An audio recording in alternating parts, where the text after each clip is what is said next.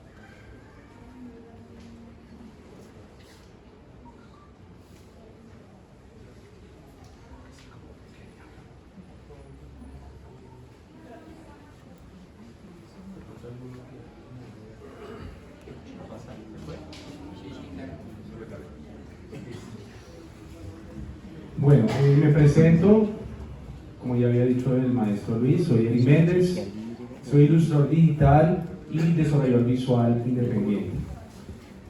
He trabajado en el campo de la animación, videojuegos, haciendo cortometrajes, largometrajes.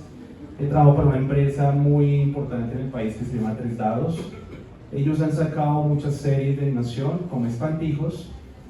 Soy instructor universitario y fundador de la Universidad Luke Academy. Me enfoco muchísimo en el diseño de entornos, el diseño de personajes, el color script, la iluminación y sobre todo el diseño de vehículos. Entonces el tema de hoy es videojuego como práctica extendida para la arquitectura, ¿sí? Entonces sabemos de que la arquitectura se toma muy como de construir ladrillos, como la parte muy tradicional, pero hoy en día se ha extendido para hacer otras cosas, ¿no?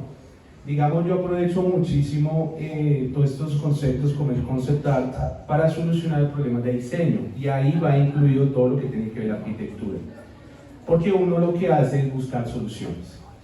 Entonces, aquí voy a hablar un poquito de algunos conceptos. Si alguno no sé, tiene alguna duda de una palabra, me consulta y le respondo, ¿listo? Porque hay cosas que de pronto desconozco. Entonces, vamos a hablar un poco de lo que dice concept art y visual development. Entre comillas, el poder de las siluetas para el desarrollo visual, ¿sí? Entonces, digamos, desde acá parte todo de lo que nosotros hacemos día a día. Aquí les voy a mostrar un ejemplo de un artista que fue en su momento mi mentor, que se llama Alan Serrano. Es un artista que ha trabajado para Big Hero, ¿sí? Moana, ¿cierto? Proyectos de Pixar, y les voy a mostrar un poquito como el proceso de él y luego cómo lo he aplicado día a día para mi trabajo.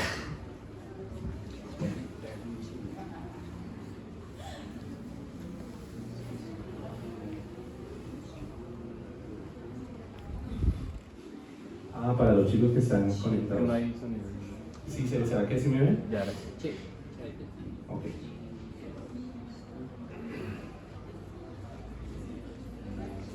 Sí. No. Bueno, vamos a explicarles un poquito, según Tyler Elding, qué es el desarrollo visual. El desarrollo visual es un elemento básico para cualquier tipo de arte visual, desde el arte conceptual hasta el diseño gráfico, la ilustración, la animación y los videojuegos. Ninguna tarea o elemento es demasiado grande o pequeño. Como artista de desarrollo visual se puede diseñar escenarios, entornos, personajes, ropa, accesorios, muebles, iluminación y casi todo lo que aparece o ilumina en el fondo de una obra visual. Los artistas de desarrollo trabajan para crear un mundo fantástico, con personajes que sean apropiados para la historia. Su trabajo es establecer el tono de varias escenas o escenarios, paisajes, edificios, que es un tema muy importante y que a veces carecen los artistas conceptuales, que no saben cómo es la funcionalidad o cómo empezar a hacer una arquitectura. Entonces, digamos, es un campo que nosotros fortalecemos día a día. Una vez que, por ejemplo, en una película en movimiento, el artista, se abrevia BizDev, trabaja para construir un mundo visual que se alinee mejor con la visión prevista de la producción. Las ideas provienen de los productores y escritores, que van al director creativo, al director de arte y al equipo de desarrollo de BizDev. Ahora vamos a explicar un poquito este concepto, cuando hablaba del poder de las miniaturas, ¿qué es el thumbnail? ¿Sí? ¿Alguno sabe o ha escuchado este término, thumbnail? Cuéntame, de pronto. ¿Las miniaturas? ¿Para? Hasta ahí, miniaturas.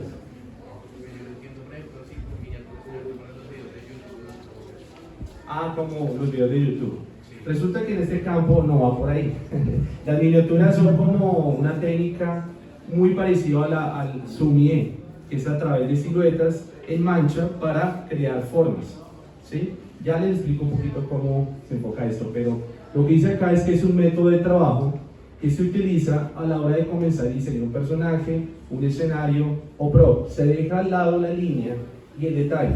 Se presta atención en buscar la esencia del diseño, al tono, para poder como entender qué es lo que se va a ver mentalmente. De ahí se genera un poco lo que es la pareidolia, que a través de formas creamos objetos. Por favor. Entonces, aquí ya entramos en cómo se trabaja. Todo parte desde la historia, las necesidades, deseos, formas y detalles. Siguiente, por favor. Entonces, por ejemplo, en el proyecto de Lluvia de Hamburguesas, cuando se empezó a trabajar la película, teníamos un concepto, decía en ese momento Armand Serrano.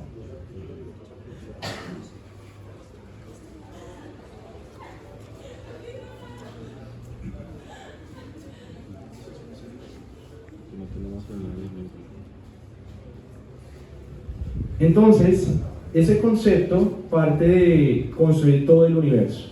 Cuando uno trabaja, por ejemplo, en una película, lo más importante es tener la historia, la narrativa, la escaleta, el guión. Porque si no tenemos eso, pues es muy difícil de construir todo el universo. Personajes, paisajes, digamos la arquitectura. Y aquí vamos a ver cómo, por ejemplo, él parte de un concepto de una gelatina y construye todo el concepto de la película.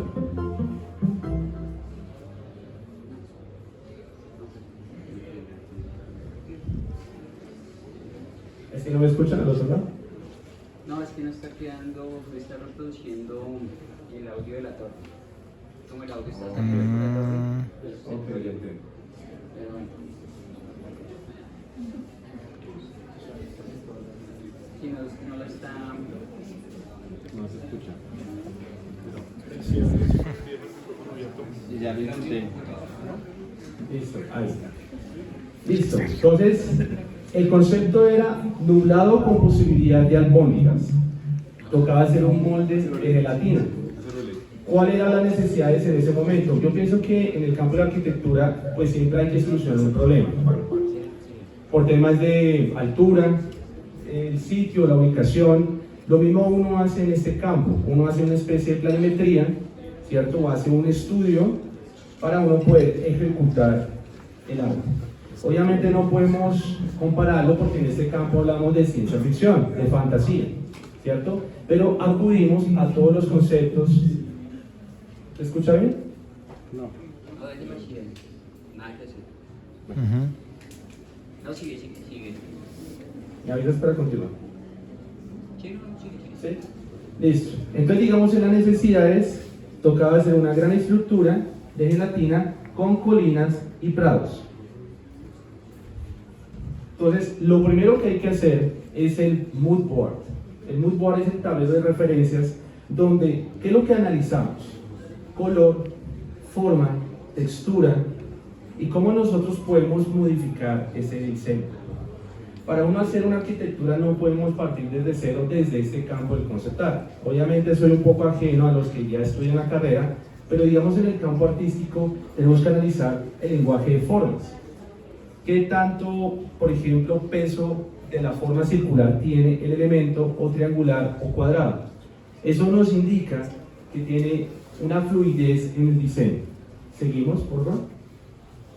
Entonces, por ejemplo, uno comienza a hacer este tipo de propuestas, ¿cierto? Se hace desde digital, por ejemplo, acá en la mesa tengo una Cintiq, ¿cierto? Y la mayoría de artistas trabajamos desde ahí, desde una tabla digitalizadora para poder aterrizar nuestras ideas.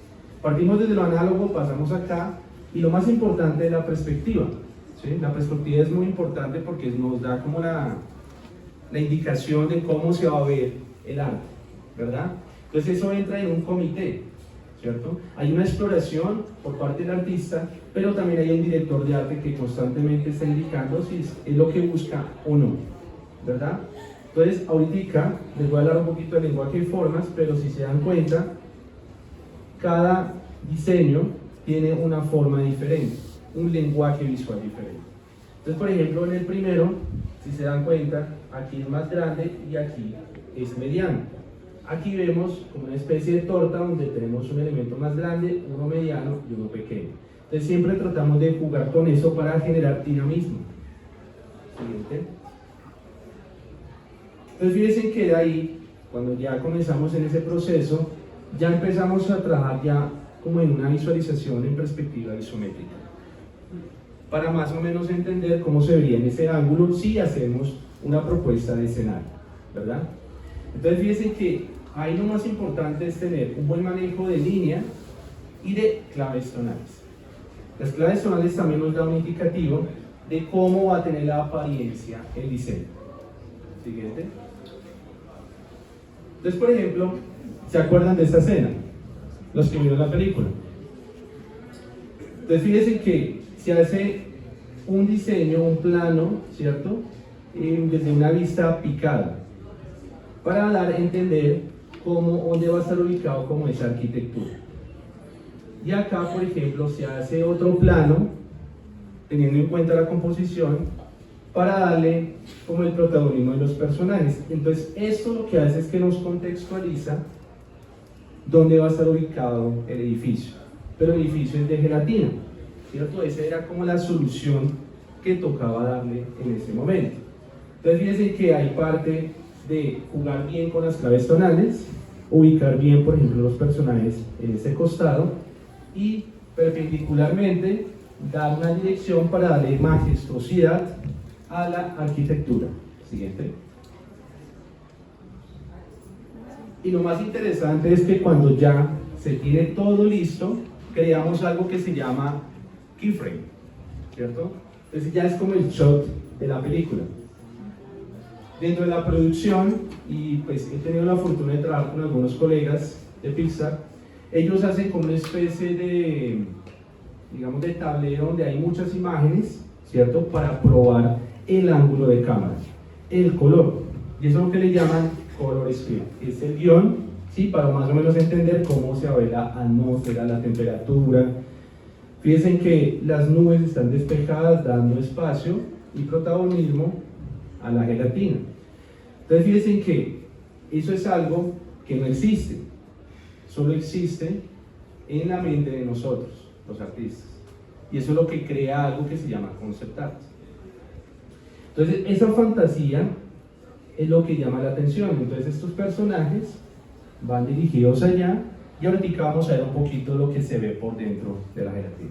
Siguiente. Aquí ya vemos otro proceso que son los accesorios o props, ¿sí? Entonces son como los elementos que van a estar adentro de la arquitectura. Esos elementos se deben hacer es porque, por ejemplo, el director de arte dice, bueno, tenemos esa arquitectura, pero necesito que coloque, por ejemplo, estatuas, coloque elementos como romanos, ¿cierto? O cosas por el estilo. Entonces el diseñador, el arte conceptual, se encarga de crear esos diseños. Para luego, siguiente por favor, ubicarlos acá. Entonces todo tiene su proceso. Como es un tema de fantasía, uno tiene que ser también un poco cuidadoso con la perspectiva y en la forma como nosotros comunicamos todo. El hecho que hagamos fantasía, no podemos salirnos de lo que realmente existe, ¿sí? En temas de, por ejemplo, el espectro electromagnético, por ejemplo, la iluminación tiene que ser lo más correcto posible, por ejemplo, la escala, que son fundamentos de diseño. Entonces uno tiene que ubicar, por ejemplo, las estaturas de tal manera que dentro del espacio se vea correcto. O sea, no podemos como de alguna manera especular. Fíjense que aquí tenemos otro ángulo, pero desde picado, ¿cierto? La cámara está ubicada arriba. Entonces fíjense que ya tenemos el diseño, tengamos en cuenta que está dentro de la gelatina y fíjense todo lo que se está haciendo. Entonces aquí hay como una especie de piano, aquí vemos un pequeño templo, acá hay como unos bebés, ¿cierto? Pero todo es en gelatina. Entonces, cuando uno termina ese proyecto, ¿verdad? Todo ese proceso de, digamos, de trabajo, pasamos a algo que se llama los thumbnails, ¿cierto? Esto es algo de otro ejercicio, ya, digamos, lo de la gelatina, llegamos hasta ahí. Aquí partimos como cómo podemos jugar con la iluminación y cómo aprovechamos algo que se llama custom shapes para generar diferentes ambientes, ¿verdad? Esas son las miniaturas, o sea, no son las miniaturas de YouTube. Las miniaturas son pequeños frames que uno hace para poder determinar cómo se ve la composición de un proyecto, de un plano en específico. Entonces fíjense que acá, por ejemplo, tenemos una arquitectura, aquí tenemos por ejemplo unos personajes que están en la parte superior y están mirando al horizonte, aquí tenemos otra arquitectura desde otro plano y aquí tenemos otro personaje que está entrando o saliendo de una cueva. Pero ustedes lo pueden determinar o entender bien a través de la luz. La luz es súper importante en este tipo de proyectos. Entonces la arquitectura es una sumatoria para poder lograr todo esto, o sea, es súper importante. La arquitectura no solamente es para construir edificios, sino si uno está en el campo de la industria, uno puede hacer de todo, trabajar en realidad aumentada, realidad virtual, aplicaciones, los metaversos que ahorita está de moda, ¿cierto? Y es el futuro. Entonces la arquitectura se ha vuelto como el pilar para todos los proyectos de animación, videojuegos y demás. Exacto. Les voy a mostrar otro proyecto personal y me inspiré, si quieres, te vuelves un momentico, por favor, qué pena, en unos libros de Julio Verne, y la idea era crear un museo submarino. Eso no existe, pero quería aprovechar ese concepto para buscar una solución. Entonces, ¿cuáles eran las necesidades? Mostrar algunos inventos de los libros de Julio Verne y quería que fuera acuático, o sea, que ese museo estuviera en el agua. ¿Listo? Digamos.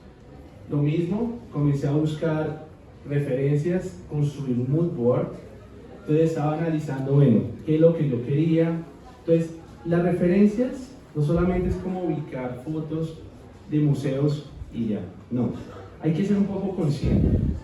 Uno tiene que mirar qué perspectiva me gustaría trabajar. Por ejemplo, la iluminación. La iluminación también es fundamental. Si yo quiero una luz artificial o una luz natural, también se analiza muchísimo, por ejemplo, si va a haber bastantes personas, si va a haber estructuras dentro del museo, etcétera, etcétera, etcétera. Partimos desde el boceto, las miniaturas en línea. Entonces fíjense que acá estaba haciendo como una planimetría, unos bocetos muy como a la ligera, ¿cierto? Aquí estaba haciendo como otras propuestas y si se dan cuenta aquí tengo como la perspectiva como regida.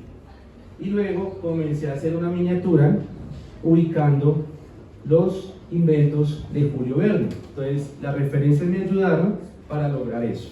Algo muy importante en este proceso de arte es siempre la investigación. La investigación para mí es lo más importante para construir mundos. Porque a veces cuando uno no hace esto, se genera el síndrome de la hoja en blanco. No sé si les ha sucedido, pero cuando uno va a trabajar sin investigar, se bloquea uno, no sabe qué hacer. Entonces, dentro de la investigación, me gusta, por ejemplo, documentarme, mirar películas, jugar videojuegos, para entender un poquito cómo podría solucionar este tipo de trabajo, porque se está creando desde la imaginación con fuentes, sean fotográficas o estudio de campo, que también se puede hacer. ¿Listo? Entonces, en este proceso, fíjense que mi primera propuesta, como era acuático, me estaba imaginando esta escena, ¿cierto? Era una propuesta, un preliminar, pero aún así me pareció interesante, pero quería buscar otro diseño. Aquí estaba analizando, me gustó como el anterior, estaba haciendo una propuesta de color. Si ustedes se dan cuenta, se ve muy borrador, ¿no? Muy mancha. Pero era para analizar que quería este tipo de iluminación para mi proyecto final. Y esta ya sería como la escena, ¿cierto? Entonces fíjense que en la escena ya le puse un poco más de cariño, ¿cierto? Y aquí estaba ubicando el Nautilus, uno de los inventos más importantes de él. Ojalá eso existiera en la vida real, pero lo hice realidad en este tipo de piezas. Eso es concept art, que uno materializa y ya depende, digamos, de, no sé, inversiones, músculo financiero, sí se puede hacer realidad. Por ejemplo, el concept art funciona mucho para hacer o diseñar parques temáticos. Por ejemplo, el Circo del Sol utiliza mucho el concept art para los eventos. Antes de lanzar todo, cuéntame.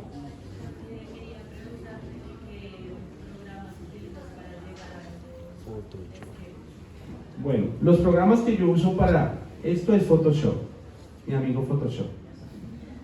No utilicé programas de 3D, Photoshop, pero sí utilicé rejillas de perspectiva, ¿sí? O sea, la perspectiva, hacer eso sin perspectiva creo que es un poquito complicado.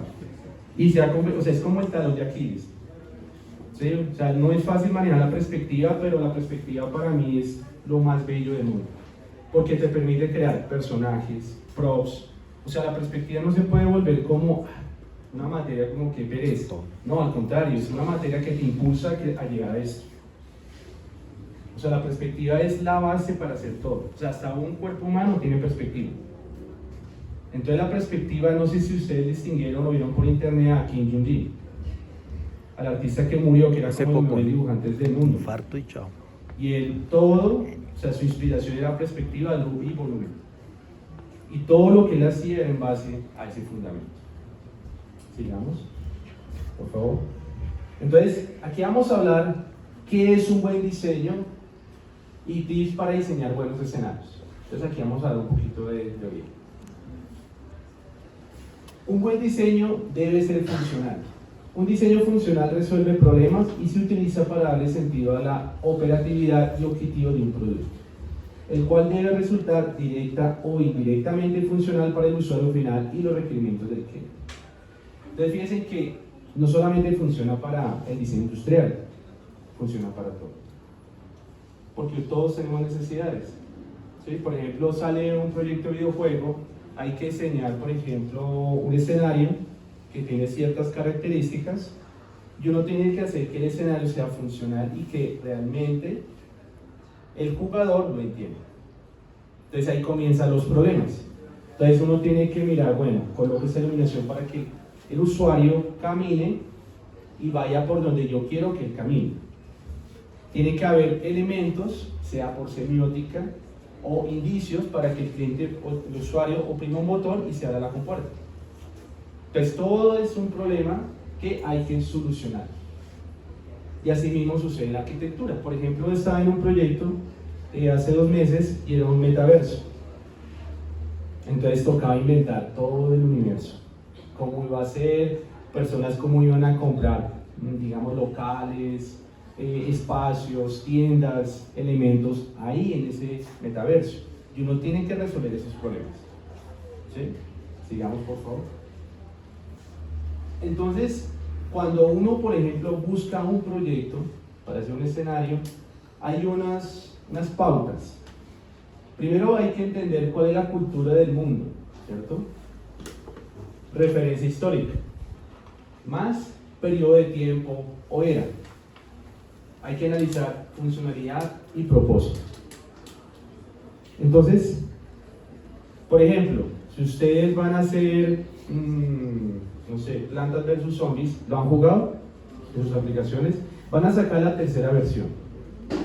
Ustedes tienen que analizar, bueno, sobre qué cultura lo quieren trabajar, ¿cierto? El tercer mundo, 3.0.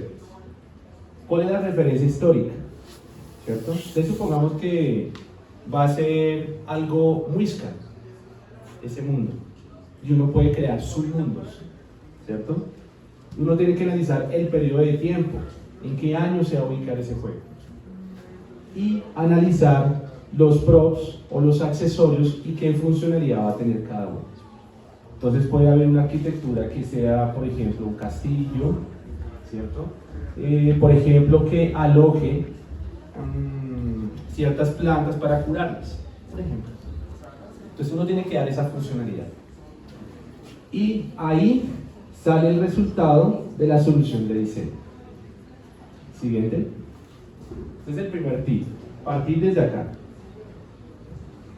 Otra cosa súper importante es, bueno, cuando uno hace un proyecto hay que entender el lenguaje del diseño cultural. Entonces uno dice, bueno, mi proyecto lo puedo trabajar desde algo egipcio, Roma, el Edo Japón, gótico, barroco, noruego, art deco, medio oeste, victoriano, brutalista, bueno, etc. Entonces uno tiene que partir desde ahí. ¿Cuál va a ser ese lenguaje en el diseño? Luego, el periodo de tiempo, que es para especificar un poco más esto. Entonces, va a ser prehistórico, edad de bronce, neolítico o edad de hierro, era clásica, desde Grecia, imperio bizantino o edad media, era del renacimiento o era moderna, que puede ser revolución industrial, victoriana o contemporánea. Algo que también, por ejemplo, me ha ayudado mucho a construir proyectos es los biomas. ¿Alguna vez han investigado eso, los biomas? Los biomas son paisajes bioclimáticos. Entonces uno tiene que aterrizar el proyecto dependiendo del bioma. Entonces uno dice, me gustaría trabajarlo como desde el desierto. Pero hay diferentes desiertos. Entonces, tormentas de arena, algo seco, algo aislado, de pronto un desierto que tenga muchos huesos, desde un oasis, un cañón o en una caverna, ¿verdad? Se desglosa bastante. Puedo trabajarlo desde algo volcánico, acuático, congelado o desde un bosque. Entonces, digamos, me devuelvo un poco a lo de Julio Verne. Entonces yo digo, si hubiera seleccionado otro, de pronto hubiera dicho, hubiera sido interesante trabajar algo desde presas, ¿cierto? O de pronto desde un pantano. Entonces ahí cambia un poco mi concepto, ¿cierto? Ya no sería como tal un museo desde algo arquitectónico, sino algo un poco más abierto. Entonces eso nos abre un poco más el hemisferio derecho de la creatividad. Nos amplía la forma en cómo nosotros abordamos cada proyecto. Cuando eventualmente tienen un proyecto con escasas referencias respecto al futuro, bien, cuando tienen un proyecto con escasas referencias, digo yo, por ejemplo, mirar hacia el futuro, en algunas condiciones particulares que no existen, digamos, de mucha fantasía, que no existen, hay como operan. Gracias. Bueno, digamos cuando uno carece de referencias para, digamos, algo tan puntual como que me indicas, lo que uno hace es jugar un poco, digamos, con el estudio de campo. El estudio de campo, por ejemplo, creo que todos vieron aquí Avatar 2 o Avatar. Digamos, esos proyectos parten desde la realidad. O sea, las cosas no se crean de la nada. Todo parte desde lo que nosotros conocemos. Y lo que hacemos es desconfigurar todo para crear una nueva realidad. Entonces, ejercicios hacemos desde la pareidolia. No sé si han escuchado este término de pareidolia. Que uno, por ejemplo, mira el cielo y las nubes forman cosas, figuras. Y uno dice, ah, mira, un gatito, un perrito, un corazón. Entonces uno puede empezar a hacer ese tipo de trabajo creativo, ¿verdad? También, digamos, el estudio de campo. A veces uno cree que viajar o de pronto salir de pronto a un bosque pierde uno el tiempo. No, al contrario. A veces uno viendo elementos puede uno tener inspiración. Así pasó uno con las obras de Salvador Dalí. Él tiene una obra que se llama El Masturbador, ¿lo conocen? Y es basado en una roca que vio en la playa. Y ahí parte crear un concepto. Entonces todo comienza desde ahí, ¿cierto? Documentarse también sirve. Documentarse, mirar como qué hay. Entonces, nosotros partimos en ejercicios desde pareidolia, estudio de campo, parto también, por ejemplo, con mi equipo de trabajo en mirar películas, ¿cierto? Las películas también nos ayudan y no tienen que ser necesariamente películas del trabajo que ustedes van a hacer, puede ser películas de cualquier cosa. Lo que pasa es que a veces uno ve como quizás planos o ve uno elementos que nos da esa inspiración. Hay un libro que se llama El arte de copiar. Entonces todo ya está hecho. Lo que uno tiene que hacer es tratar de hacerlo un poquito diferente. Entonces, muchos proyectos no son netamente originales, son una réplica de otros proyectos. Así sucedió, por ejemplo, con la película de Coco. Había una película anterior, mexicana. Lo que pasa es que Coco tenía más músculo financiero y llegó y ganó más prestigio. Pero realmente la inspiración nace de cosas muy básicas. De salir, de, por ejemplo, hacer ese estudio de campo, mirar árboles, mirar, por ejemplo, una arquitectura que me llamó la atención, una iglesia. De ahí salen muchas ideas. Y documentales, ¿cierto? Entonces, eso es lo que nos da la inspiración para crear los proyectos. No sé si resolví tu pregunta. Siguiente, por favor. Entonces, acá uno hace como, o sea, el segundo tip es definir y dirigir. Entonces hay unas preguntas que uno se hace. Responder el qué, quién, dónde, cuándo, por qué, cómo de la cultura que se va a trabajar. Entonces, por ejemplo, uno puede trabajar algo muisca y uno comienza a responder, bueno, ¿quiénes son? ¿Por qué se hace ese proyecto? ¿Cuándo? O sea, era de tiempo. ¿Cómo? O sea, ¿cómo viven estas personas allí? Los muiscas, por ejemplo. Entonces, estas preguntas me responden lo que yo necesito. Entonces, en este caso, el dónde, el cuándo, el quién, el por qué y el cómo hay que resolverlo antes de ejecutar el proyecto. Entonces, si se dan cuenta, no es algo que uno lo hace por al azar, sino tiene un proceso investigativo. De hecho, yo recomiendo que cada vez que ustedes vayan a hacer algo, se tomen el 70% para investigar. Es preferible tomarse una semana investigando y un día ejecutando, que 7 días tratando de hacer algo y finalmente no lo hacen porque no tienen cómo, o sea, no tienen la base. Entonces, para todo proyecto hay que investigar y a veces como que nos cuesta. Hay que leer, hay que ir a bibliotecas, hay que mirar qué hay que viajar, hay que salir, hay que hacer cosas para poder construir este tipo de universos. Porque la ejecución es lo más, o sea, si ustedes ya tienen la parte práctica, es lo más sencillo al final, porque todo se da, porque ya tienen el estudio. Sigamos, por favor. Entonces, hay unas preguntas, y son las siguientes. ¿Cómo hacen estas personas? Por ejemplo, es un ejemplo así que uno puede consultar. ¿Cómo hacen estas personas refugiadas y hacen uso de su entorno? ¿Existe una clase o estructura social, su cultura? ¿Tipo de ambiente? ¿Es duro? ¿O cómo lo superan? ¿La cultura y la sociedad están aisladas o son bienvenidas y abiertas al cambio o al comercio? ¿Cuál es el papel de la arquitectura? nivel de tecnología. Es alto, es bajo. Entonces, esto nos ayuda a aterrizar cada vez lo que vamos a hacer. Entonces, fíjense en el trabajo complejo que hay detrás. O sea, lo de Julio Verne me tocó hacer todo eso. O sea, no fue que coloqué los inventos, hice la propuesta y ya, quedó chévere. No, hay que hacer un trabajo investigativo. Siguiente, por favor. Entonces, aquí ya vamos a ver lo que nos interesa, ¿cierto? Entonces, hay 3 niveles de hacer bocetos. Este es el primero y se ve como muy mancha, pues este es el que es menos ideal. Entonces tiene un poco demasiado boceto, es genial para ti, o sea, uno siempre como que lo hace, me gustó, fue a mí, pero puede que el equipo diga no, le falta. Malo para cualquier otra persona. O sea, si no se entiende y el boceto es muy ligero y como que no hay una buena estructura, pues no es bueno para presentar.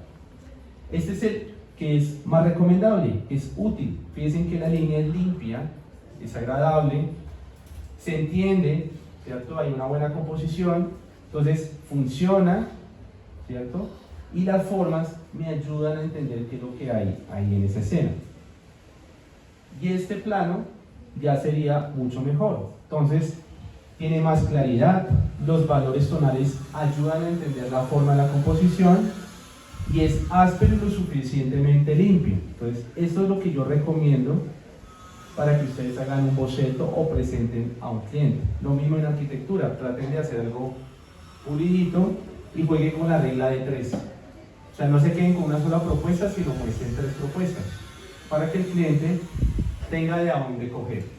Porque a veces sucede que uno hace un solo diseño y puede que el diseño no le gustó tanto al cliente y les toca volver a empezar. En cambio, si tienen 3 diseños, el cliente puede decir, me gustó este, pero de pronto colóquele este elemento acá. Entonces ahorran tiempo y recursos. Entonces, los bocetos de ideación no siempre son sobre cuál es su próxima composición. Usa este tiempo para desconstruir la referencia, identifique qué formas definirán su proyecto, combina diferentes referencias para hacer formas. Siguiente. Eso es lo que yo quería como mostrarles. Cuando uno hace arquitectura, uno parte desde acá, lenguaje de formas. Entonces, por ejemplo, si ven este tipo de arquitectura, tiene mayor fuerza la forma rectangular. Luego, tiene triangular y tiene poco circular. Es decir, que tiene un 80% de cuadrado, o un 70, un 20% de triángulo y 10% circular. Y eso es lo que hace que hagamos este tipo de arquitectura. Entonces, eso es lo que es el lenguaje de formas. Por ejemplo, Pixar trabaja mucho con esto, para hacer personajes. Entonces, ustedes se van a dar cuenta en la película de Up, que por ejemplo el Boy Scout, ¿qué forma tiene? ¿Circular? Es evidente. ¿Y el círculo qué representa? Que es amable, ¿cierto? Que se ve que es buena gente, ¿cierto? Buenachón. Pero también genera que el fluido, ¿cierto? Entonces, o sea, el círculo tiene su propia característica. Por ejemplo, acá en esta arquitectura nos damos cuenta que también tiene la carga visual cuadrado, tiene algunos domos, entonces se invierte y tiene unos elementos muy pequeños, triangulares de pronto acá en las esquinas o algunos techos como tal. En este, que es como más brutalista, dicen que tenemos más la carga cuadrada y el triángulo, no es más. Y en el cuarto tenemos más protagonismo en el triángulo y un poquito el cuadrado. Entonces fíjense que con esto les puede ayudar muchísimo para construir nuevos diseños. Entonces eso es un pilar, el lenguaje de formas, para hacer, por ejemplo, arquitectura. Sigamos. Entonces les vamos a dar aquí un pequeño proyecto y todo partió desde el brief, ¿sí? Entonces esto se trata como una especie de, es un escenario es en una cueva y se trata muchísimo de la Segunda Guerra Mundial. Hay una teoría que dice que, bueno, el mito o la conspiración del Triángulo de las Bermudas parte porque hay 5 aviones que desaparecieron, norteamericanos, y de ahí salió con esa conspiración del Triángulo de las Bermudas. Entonces quise aprovechar este proyecto para crear un escenario. Entonces, ¿qué es lo primero que uno hace? El brief es como una pequeña sinopsis de lo que quiero hacer. Las ideas, pues por ejemplo quería que estuviera, digamos, debajo de la tierra, que hubiera una civilización antigua, que hubiera como esqueletos o cráneos, y uno comienza a investigar todo lo que tiene que ver los temas. Entonces cuando yo voy a hacer un escenario, yo miro previamente qué se ha hecho anteriormente. O sea, no empiezo desde cero, investigo y miro qué hay detrás. Luego comienzo a analizar qué tipo de arquitectura voy a colocar en el escenario.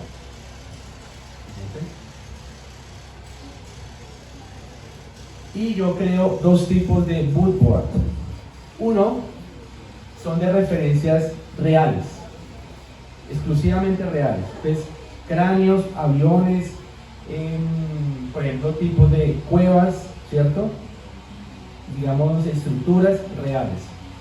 Y luego creo un segundo mood board, pero ya es con temas de arte. Entonces, por ejemplo, busco piezas de inspiración, imágenes que de pronto ya se han hecho o se han acercado a lo que yo quiero hacer. Y luego busco imágenes del estilo que yo quiero emular, para uno tener como el mismo estilo, ¿cierto? Como que me gustó este o me gustó este. Entonces quiero como adaptar el proyecto a ese estilo, ¿cierto? Siguiente.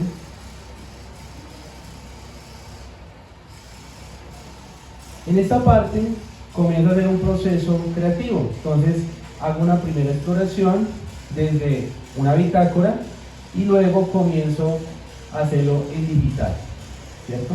Acá para analizar, digamos, el movimiento de cámara, composición, y en la parte de abajo aplico lo que serían los thumbnails. Entonces son como fotogramas trabajando desde escala de grises para más o menos imaginarme cómo se vería mi paisaje o escenario. Luego de eso hago una planimetría, ¿cierto? Esto es para un videojuego.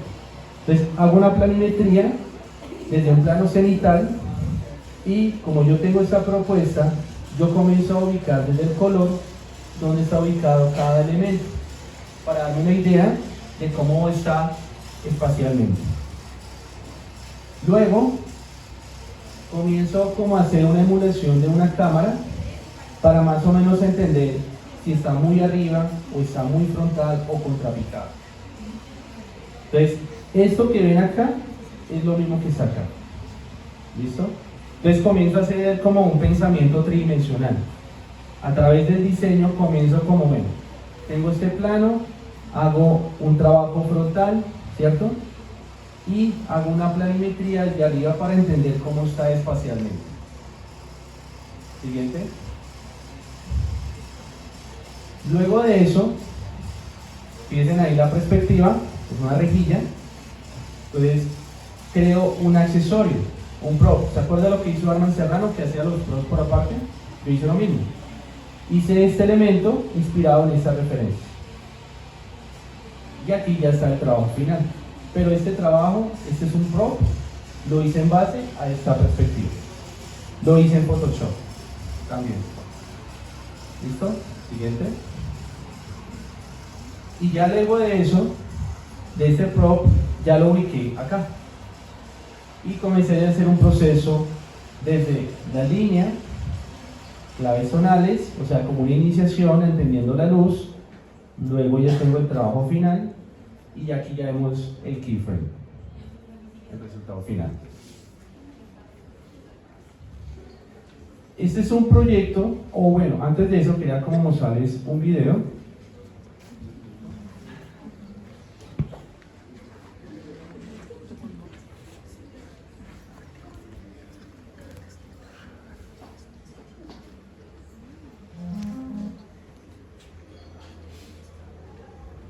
Entonces, ¿sí lo ven bien? ¿Dónde están? Quiero que se den una idea de todo el potencial que tiene mezclar el 3D con el 2D. Ustedes pueden hacer esa combinación híbrida.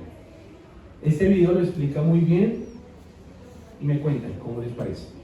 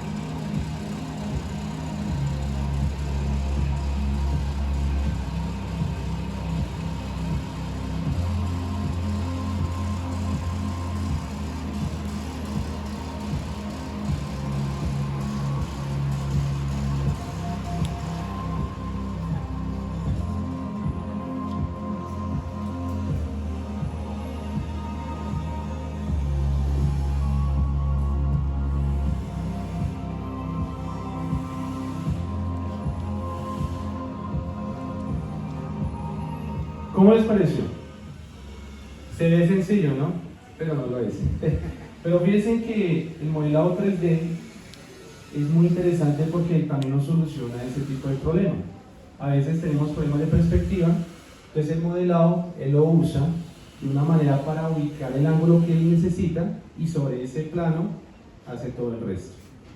Entonces fíjense que hay unos fundamentos muy importantes. Está la línea, las claves tonales, el manejo de texturas, iluminación, para que se vea así. O sea, el 3D es un paso y lo que viene ya es otro paso.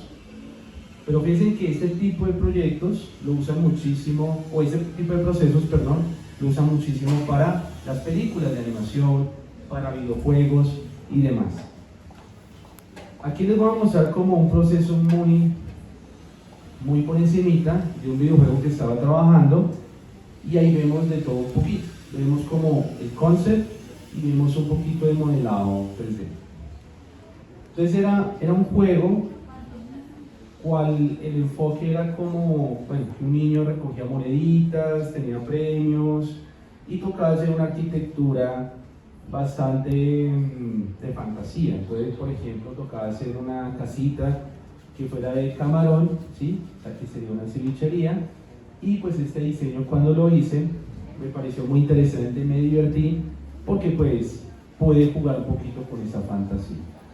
Y eso al final lo modelaron, estamos en proceso de construcción, y pues eso es lo que siempre trato que ustedes hagan, como que se salgan de lo cotidiano, de lo común, ¿cierto? Y aquí tenemos, por ejemplo, otro que es de sal. Entonces fíjense que hay como un mecanismo, y aquí es donde se aloja toda la sal. Siguiente, por favor. Aquí ya vemos cómo se estaba construyendo en Unity. Aquí trabaja en Unity, en la universidad, ¿no? Entonces, cómo estábamos alojando los elementos. Este es otro diseño que tengo. Entonces, estábamos haciendo como el aeropuerto, cómo se veía la ciudad, todos los elementos, pero parte desde el arte conceptual, ¿sí? De lo que hacemos nosotros como tal. Siguiente. Y este fue otro diseño que hice y estábamos haciendo como un mini aeropuerto, ¿sí? Mini aeropuerto. Pero les quiero mostrar, por ejemplo, unos pequeños videos.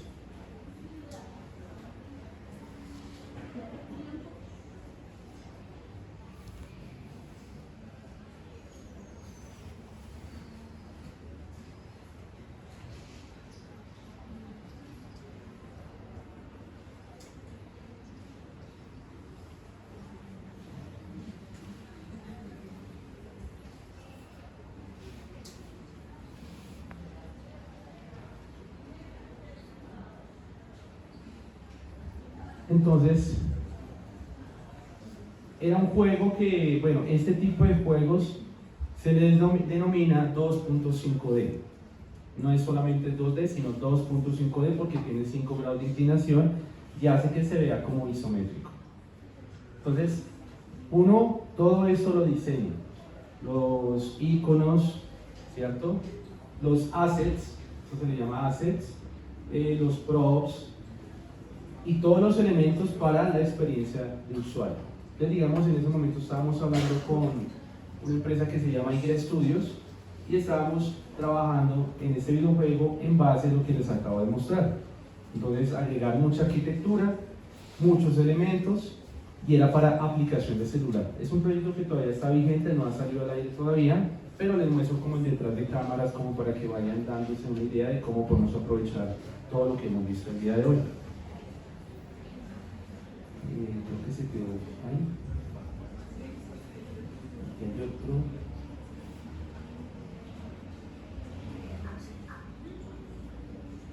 Ese es mala.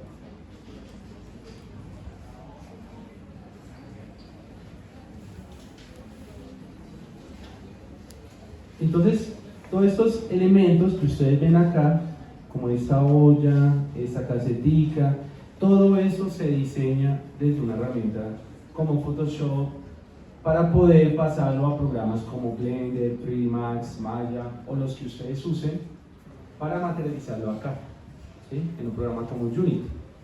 Entonces Unity también se ha vuelto hoy en día una herramienta para hacer videojuegos. Obviamente hay muchas cosas más que me gustaría mostrarles, pero pues el tiempo no me da. Digamos, ahí es como otra cosita.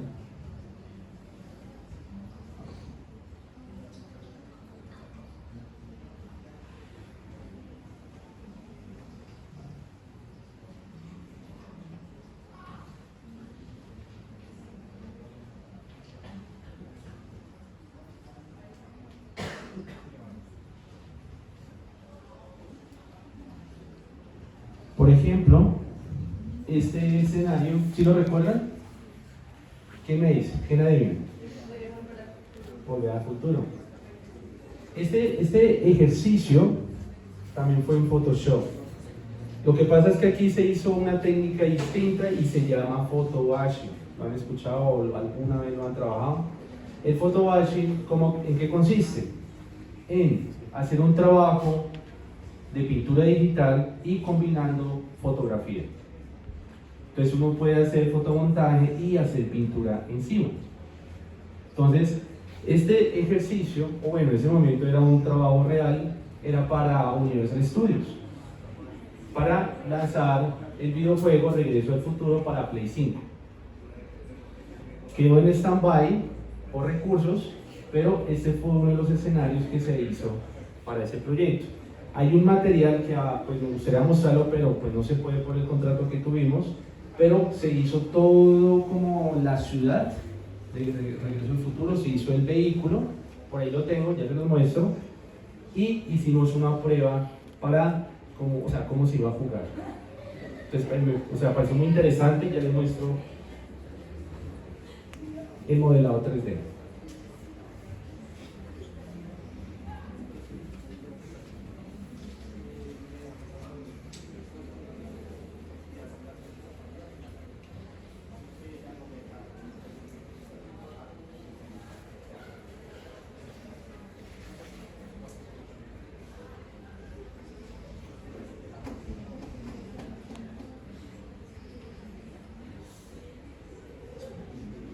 Entonces aquí están en 3D.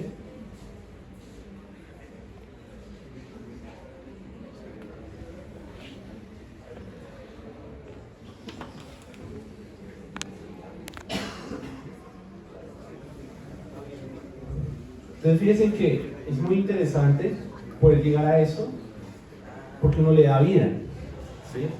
Uno le da vida a este tipo de trabajos. Y cuando ya se finalizó, ya lo pasamos a Unity y comenzamos ya a trabajar ahí. Entonces hicimos una emulación un poquito de cómo pasaba el vehículo, que esto se prendiera, que funcionara, que le viste, pues hay un momento que se eleva el vehículo. Entonces es muy interesante. Por último, también en el proceso creativo que hacemos nosotros, utilizamos el dron, ¿sí? En algunos proyectos colegas han utilizado el dron para analizar también un poco lo que sería el espacio aéreo.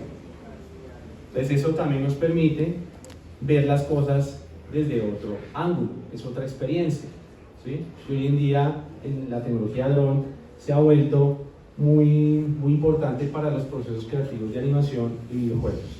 Entonces, no sé si ustedes tienen preguntas, voy a dejar como un espacio para responder. A ver si de pronto no entendieron algo, algún concepto, o todo quedó claro. ¿Cómo les pareció? Más o menos en términos de tiempo, digamos ahí con el gráfico que nos está mostrando, ¿cómo demora? ¿Del vehículo? Bueno, uno puede durar 2 días por el nivel de dificultad. A veces en la industria es tan rápido todo que a veces le toca a uno trasnochar. Entonces a veces trabajos así toca hacerlos en 3 horas, 4 horas o menos. ¿Sí? O sea, es muy efímero todo, muy volátil. Entonces toca rápido. O sea, no hay tiempo como para uno durar 1 mes, 2 meses. No. Por ejemplo, eso de Universal Studios tocó hacer todo eso en una semana. Hacer personajes, hacer escenarios, hacer el vehículo en una semana. Y pues no da tiempo para más. Entonces de pronto ustedes que están en la carrera y les toca hacer ejercicios de arquitectura, pues hagan de cuenta que están en la industria y traten de demorarse 1 día haciendo las cosas. Porque afuera se les van a exigir. En serio, afuera se les exigen. Una empresa fácilmente le dice, necesito que me hagas esto, lo necesito para hoy. Por ejemplo, hagamos de cuenta, ¿qué horas son? Las 11. Te pueden decir, lo necesito para las 3 de la tarde. Así, contextualizado, todo. Pero hoy en día es fácil. Una pregunta, digamos, el equipo creativo, ¿cómo está conformado? Digamos, ¿cuántas personas lo conforman? Si tienes algún tipo de perfil que prefieras a la hora de conformar, y en cuánto está un proyecto de este tipo y cómo se vende en el caso de las visualizaciones arquitectónicas siempre se plantea o se negocia sobre 4 imágenes, pues nosotros lo conocemos imágenes o renders. En el caso de este tipo de productos, ¿cómo es esa relación del costo, cómo se cobra, digamos, esta edición? Bueno, voy a responder una por una. La primera pregunta que me indica es cómo hago para conformar mi equipo, ¿sí? ¿Cómo construyo mi equipo? Bueno, digamos cuando uno hace este tipo de trabajos, también yo evalúo muchísimo, digamos, la inversión de la empresa. Es decir, la empresa, por ejemplo, dice, mira, queremos hacer esto, o sea, esa cantidad de accesorios, props y demás, tenemos un presupuesto de 15 millones. Y con esos 15 millones, ¿qué hago? Armo el equipo. Hay un equipo estándar, pero uno puede armarlo también. Entonces, yo por ejemplo contrato un modelador 3D, contrato a otra persona que se encargue de todo lo que tiene que ver texturización, por temas de velocidad, porque a veces una sola persona todo pues se revienta, ¿sí? Normalmente también tengo 2 artistas de concept art junior, que ellos apoyan para hacer todo el proceso de, digamos, de miniaturas y demás, lo que les mostré anteriormente, y dirección de arte. Eso es lo que nosotros hacemos para tener todo esto listo. Ellos también hacen el renderizado, hacemos, digamos, la muestra, y digamos de costos, pues tratamos de que esto sea lo más rápido posible. Obviamente, no todos los proyectos son iguales, y dependiendo de la dificultad, puede que uno cobre más o cobre un poquito menos. Entonces, digamos, eso sería como lo más importante. Por ejemplo, para Regreso al Futuro éramos 10 personas. Entonces yo me encargaba de toda la parte de arte, hacer el diseño de personajes, hacer el vehículo, digamos el concept, el arte para que otra persona ya lo modelara y pues yo le daba como el arte final. Había otra persona que se encargaba, por ejemplo, para esto el Regreso al Futuro, que es el Diner Design, ¿cierto? Que es una persona que sabe más o menos de diseño de videojuegos y analiza un poco cómo sería la experiencia, ¿sí? De cómo cuando la persona va a jugar, cómo se va a sentir dentro de ese juego. Entonces uno contrata a ese tipo de personas. Ya el presupuesto digamos, temas de cuánto se le paga a cada uno, pues uno mira el estándar de qué es lo que están pagando aquí en América Latina, ¿cierto? Entonces normalmente uno oscila en pagarle a una persona un concept artist, puede ser entre 1.800.000, 2,5 millones, ¿cierto? Pero la mayoría de empresas no tienen el presupuesto para pagar todo eso. A veces pagan 1.000.000, 1.200.000, porque casi no hay industria. Entonces eso se dificulta un poco en temas de contratación. O sea, si ustedes se dan cuenta, lo que más hay aquí en Colombia en temas de arte es el diseño gráfico y demás, pero encontrar artistas conceptuales es un poco complejo. Entonces toca a veces hacer un reclutamiento en otros países. La otra pregunta era... El tema de si cuántas imágenes entregas por proyecto, digamos por ejemplo en la visualización de un proyecto, pues uno negocia con el cliente y son imágenes exteriores y son internas, pues tienen otra serie de costos y eso, como para que también poder tener como ese paralelo pues entre esos dos campos, la arquitectura y esto.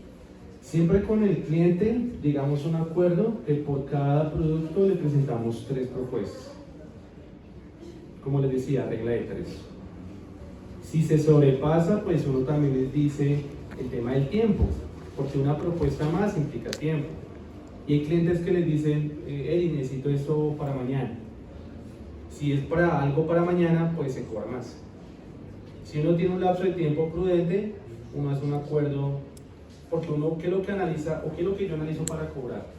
Analizo, por ejemplo, cuánto me llegan servicios, ¿cierto? Cuánto consumo como persona, y la oficina, y el equipo de trabajo. Y sobre ese costo, duplico, para ya que la persona pues tenga sus ganancias. Eso es lo que hacemos normalmente, y nos ha funcionado. Entonces el tema de cuánto cobrar, sé que es algo que para muchas personas es difícil, ¿cierto? Pero siempre es bueno que entren a una página que se llama Adgora. No sé si la has escuchado. En este gremio no, pero sí se escucha. Sí, Entonces hay unas tarifas, como un tarifario que dice más o menos cuánto uno podría cobrar. No es lo mismo cobrar si yo llevo 1 año de experiencia a que yo lleve 5 años de experiencia, pero siempre cuando yo hago una contratación, siempre pido la mitad. O sea, yo trabajo con la mitad para tener el presupuesto. O sea, yo me espero al final, ¿por qué? Porque uno le pasa cosas que uno va a mitad de camino y de pronto le dice, no hay plata o pasa algo y todo el mundo gastó su energía y perdió su tiempo. Entonces, para uno cerrar el negocio siempre trabajo con la mitad, con la anticipación. ¿Para qué? Para ya comprometer al cliente y a nosotros mismos. Que si al final no cumplen, pues bueno, no se les entrega, pero por lo menos no se trabajó en vano. Eso es lo que hacemos normalmente. Hay clientes que sí podemos trabajar diferente, pero ya depende muchísimo de cómo uno negocia. No sé si el punto lo hicieron. ¿Cómo ve el tema de inteligencia artificial ahorita que está creciendo? Si lo ven desde algún tipo de acercamiento positivo en cuanto a qué puede servir, no sé si desde lo que tocabas, los moodboards o de pronto casi que lo que escribías con este listado de referencias o características como que, por qué, dónde, prácticamente cuando uno lo ve desde el paralelo de inteligencia artificial, prácticamente escoge como un prompt de instrucción que de alguna manera uno lo haría pues, de forma análoga o digital. Entonces, ¿cuál es la posición o la perspectiva que tiene una inteligencia artificial, qué cosas positivas o negativas desde su campo? Yo pienso que es positivo. O sea, para mí es positivo la inteligencia artificial porque nos permite optimizar más tiempo. Lo que pasa es que obviamente fue un boom y todo el mundo está pensando, el gremio, por lo menos de nosotros, que se acabó el trabajo del artista, ya no va a hacer nada porque ya lo saca la inteligencia artificial, te lo saca en un segundo y listo. Resulta que en el concepto es diferente. O sea, si tú necesitas solucionar un problema, pues digamos la inteligencia artificial no lo hace. O sea, no hace ese proceso, ¿sí?, arduo, sino haces un arte final y recoge todas las imágenes por internet para sacarte algo atrás de unas palabras. Pero que te resolucione un problema, no, ¿cierto? Pienso que es positivo porque nos aporta muchísimo en estimular la creatividad. En que uno puede crear, por ejemplo, un buen mood board, ¿cierto?, a través de la inteligencia artificial, y a través de eso podemos mejorarlo. Obviamente esto genera un poquito de controversia porque hay personas que piensan diferente a mí, hay personas que sí ven esto muy negativo, porque lo que hace la inteligencia artificial es como usar las imágenes de muchas personas de manera ilegal. Pero de todas maneras no hay nada, o sea, no hay un parámetro que obligue que no lo hagan. O sea, ya entró, se va a quedar la inteligencia artificial. Y ya es muy complicado decirles no, no lo hagan. Sucedió en la fotografía, entró Photoshop o entró la cámara digital y no es que hizo que las personas se quedaran sin empleo, lo que pasa es que uno tiene que tratar de adaptarse un poquito a las nuevas tendencias. Así pasó en la ilustración, también llegó por ejemplo Photoshop, la ilustración digital, y muchas personas que dibujaban a mano, pues como que no les gustó la idea y se quedaron ahí. Entonces yo pienso que uno tiene que adaptarse a las nuevas tendencias, porque si uno es de pronto como que no me gusta y demás, pues se va a quedar ahí y va a ser más difícil, porque hoy en día ustedes miran las ofertas laborales en CompuTrabajo y demás y ya están pidiendo más cosas y cada día es más y más y más. Lo que yo recomiendo es que uno sea especializado en algo, o sea, no traten de como de abarcar todo, no, sean especialistas en algo puntual. Entonces, digamos, yo soy artista conceptual y yo me enfoco desde la parte de arte. O sea, yo no hago como todo lo que es 3D, no, me especializo en un campo y es el cartoon, el estilizado. Entonces esa es mi línea. Si yo hago de todo, pues no estoy haciendo nada bueno. Entonces entre más especialista uno sea, mejor. Quería saber qué estudiaste, cuál ha sido tu trayectoria para llegar a obtener este tipo de resultados y el reconocimiento que actualmente tienes. Listo. No sé si resolví tu pregunta. ¿Todo lo ven positivo, la inteligencia artificial, o no? ¿O todavía como que para la parte académica es un poquito difícil, ¿no? Uno como docente ya le toca mirar cómo lleva las tareas, que el chico no le salga a uno con... O sea, que la hace la inteligencia artificial y listo, profe, ya, terminé.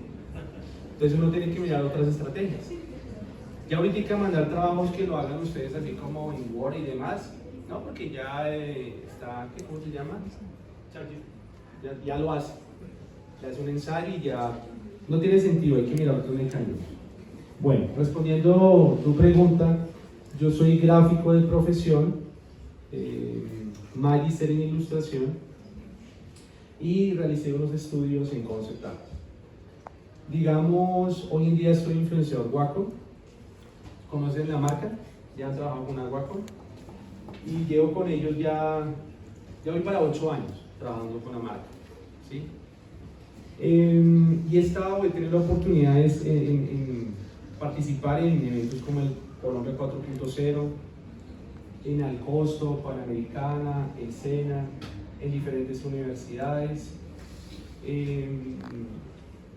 y me ha dado como la oportunidad de entender de que hoy en día todo ya es digital y lo digital nos está dando muchas más oportunidades que antes. Antes era un poco más complejo todo, buscar un trabajo, darse a conocer. Hoy en día es más fácil. Uno crea un canal de YouTube y ya uno se empieza a dar a conocer. Crea una marca personal. De hecho, la marca personal es el futuro. Ya no tanto tener como títulos, sino la marca personal. Eso también genera un poquito de controversia, ¿cierto? Pero hoy en día, ustedes ven y se dan cuenta cómo los influencers se mueven por ahí y les va bien. Pero uno tiene que siempre ir por dos caminos. Pueden estudiar, prepararse, tener las herramientas, pero también aprovechar lo digital. Y estar en este mundillo de la tecnología. No sé si hay otra preguntita por ahí. ¿Resolví tu pregunta? Pregunta, fuera de Photoshop también se manejan temas como Illustrator, Flash, Photoshop como tal para... No, puedes usar, por ejemplo, o sea, Illustrator también se puede usar Photoshop, se puede usar Krita, se puede usar Sketchbook, también el iPad Procreate, Hay muchas personas que están trabajando ahí. De hecho, gente de la industria trabaja en iPad. Porque esto, o sea, hay un debate entre la Cintiq y el iPad. Entonces, la Cintiq tiene un costo, por ejemplo, como esta, más o menos oscila entre los 7 a 9 millones. Y pues obviamente tiene que estar conectado con un computador. Y el iPad, pues, hace como las dos. Entonces mira como el tema para qué lo vas a usar. Esto para mí es para trabajo pesado, para modelado 3D, para muchas cosas profesionalmente hablando para trabajar. Pero un iPad, digamos, si tú por ejemplo trabajas solo diseñando personajes, te sirve la herramienta porque es compatible con Photoshop. O sea, tú exportas en Procreate, en PSD y te lo ves Photoshop perfectamente. Entonces no hay ningún problema. Entonces se puede, o sea, la herramienta no importa, sino realmente que lo que tú hagas funcione para las empresas que lo soliciten. ¿Otra preguntita por ahí? Bueno, pues eso es todo. Muchas gracias y espero que les haya gustado el evento.